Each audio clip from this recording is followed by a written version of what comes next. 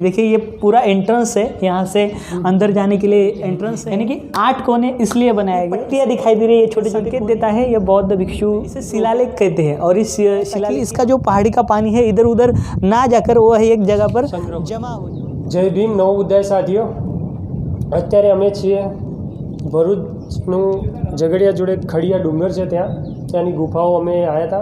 ત્યાંની આપણે માહિતી લઈશું આપણે મહારાષ્ટ્રથી આવેલ સાગરજી બૌદ્ધ જોડે। તો આપણે એમની જોડેથી જાણકારી લઈએ અને એમની પોતાની યુટ્યુબ ચેનલ છે બોધિસત્વ, એ પણ સર્ચ કરો યુટ્યુબ પર અને જાણો કે અલગ અલગ જેટલી પણ ગુફાઓ છે તેનો સત્ય ઇતિહાસ શું છે, બૌદ્ધ ગુફાઓ શું હતું, પહેલાં શું હતું। એટલે ચલો આપણે આ ગુફાઓનો સમય ના બગાડતા વરસાદ ચાલુ છે, सागर जी जोड़े माहिती लइए। सागर जी जी बोलिए। यहाँ जो हम आए हैं आज, तो ये जो ऊपर आए तो ये जो दिख रही है सीढ़ियाँ जी, ये कब की है और कैसे मालूम? ये देखिए ये जो क्षेत्र है ये बहुत ही प्राचीन है, जिसे हम अति प्राचीन कह सकते हैं। और यह प्राचीन काल से जुड़ा हुआ क्षेत्र होने के कारण यहाँ पर ये जो आप सीढ़ियाँ पूछ रहे हो, ये सीढ़ियाँ आज से करीबन 2000 साल पहले की है। 2000 साल पहले यहाँ पर मानव रहा करते थे। मानव यानी कि पीले वस्त्र धारण किए हुए मानव यहाँ पर रहते थे, और उसे उस समय में पंडू कहा जाता था। पंडू या फिर उसे फिर पंडवा कहा जाता था, यानी वो पीले वस्त्र धारण किया करते थे, इसके लिए उन्हें पंडू कहा जाता था। और पंडू यानी उस शब्द का अर्थ होता है उस काल में जो इंजीनियर लोग थे या फिर यहाँ पर जो लोग रहा करते थे वो पीले वस्त्र धारण किया करते थे, और काम करते करते समय वो यहीं पे रहते थे। पीले वस्त्र धारण जो भी करते थे पंडू, उस समय के इंजीनियर हो या फिर उस समय जो बौद्ध भिक्षु थे वह भी पीले वस्त्र धारण किया करते थे। यानी कि यहाँ पर पीले वस्त्र धारण करने वाले लोग रहा करते थे, जिसे पंडू या फिर पांडव कहते थे। बाद में पांडव यह शब्द आया, उन्हीं जो पीले वस्त्र धारण करते थे ना, उन्हें ही बाद में पांडव कहा जाने लगा।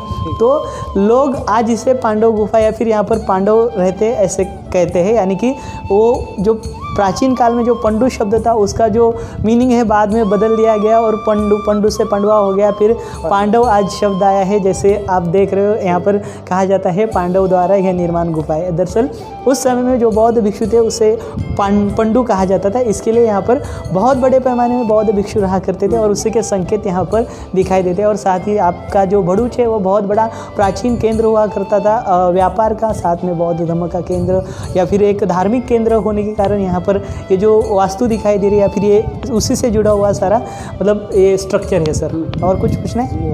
और ये जो दिख रहे हैं स्तंभ, हाँ, ये कितने अष्टकोणीय क्यों है जी? इसे अष्टकोणीय पिलर्स कहा जाता है। देखिए ये पूरा एंट्रेंस है, यहाँ से अंदर जाने के लिए एंट्रेंस है, और एंट्रेंस में यहाँ पर हमें 2 स्तंभ दिखाई देते हैं शुरुआती में, और यहाँ पर इसके 8 कोने दिखाई देते हैं। यानी कि 8 कोने इसलिए बनाए गए, इसे अष्टकोणीय पिलर कहते हैं हम। मतलब 8 कोने वाला ये पिलर है। यह जो है यह तथागत बुद्ध के आर्य अष्टांगिक मार्ग को दर्शाता है। हाँ, जो कि उस समय में जो कंसेप्ट है उसके हिसाब से उसका यह प्रतीक है आर्य अष्टांगिक मार्ग का। और यहाँ पर जो ये पट्टियाँ दिखाई दे रही है, छोटे छोटे कोने, इसे वेदिका पट्टी कहा जाता है।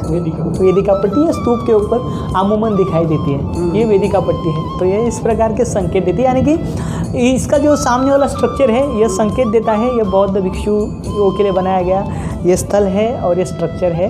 इस प्रकार से यह हिस्ट्रिकल जानकारी इसकी आती है। और साथ ही साथ यहाँ के भारतीय पुरातन विभाग ने भी इसे बौद्ध गुफाओं का दर्जा दिया है, और आते समय आपने देखा टूरिस्ट विभाग द्वारा भी बुद्धिस्ट केव्स कर कहा गया है। तो ये और सर इधर जो कुछ लिखा हुआ मालूम पड़ता है, तो क्या आपको बता सकते हो? देखिए यहाँ पर ये जो इसे शिलालेख कहते हैं, और इस शिलालेख की अमूमन जो 2000 साल पुरानी या फिर आज से 1500 साल पुराने जो भी जितने भी शिलालेख हैं, वो उसकी जो लैंग्वेज है वो प्राकृत पाली में अमूमन रहती है या फिर संस्कृत में भी रहती है। और ये जो लिपि आप देख रहे हो, इस लिपि को ब्राह्मी लिपि कहते हैं। कहने वाले कुछ लोग मतलब एज पर गवर्नमेंट का जो रिकॉर्ड है उससे ब्राह्मी लिपि कहते हैं, और जो नए लोग हैं या फिर नए बुद्धिस्ट हैं वो इसे धम्म लिपि कहते हैं। तो अपने अपना नज़रिया है इसको कहने का। तो यह उसकी लिपि है, और लिपि में यह लिखावट है।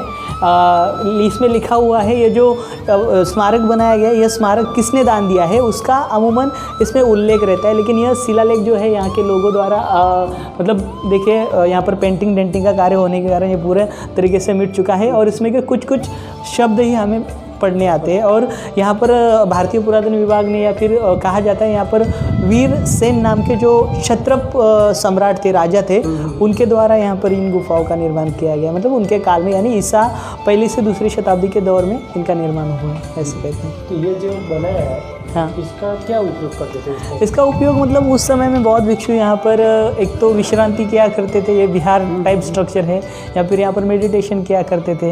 ये उसके लिए हॉल बनाए गए हैं सारे सर।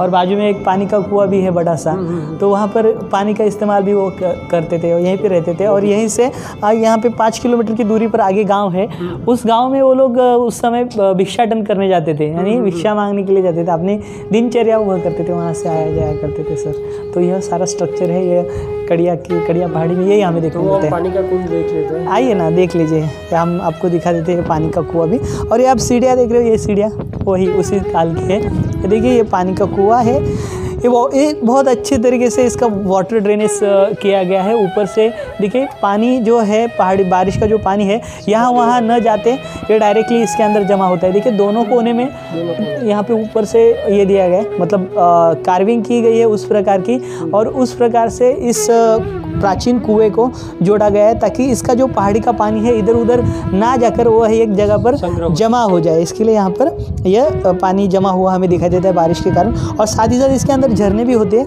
और झरने से भी नेचुरल पानी यहाँ पर आ जाता है, और वही 12 महीने हम यूज़ कर सकते हैं। तो उसके लिए ये गुफाएँ बनाई गई है सर। जी, बहुत बहुत धन्यवाद इतनी अच्छी जानकारी देने के लिए। और ज़्यादा जानकारी जानने के लिए इनकी यूट्यूब पे चैनल है बोधि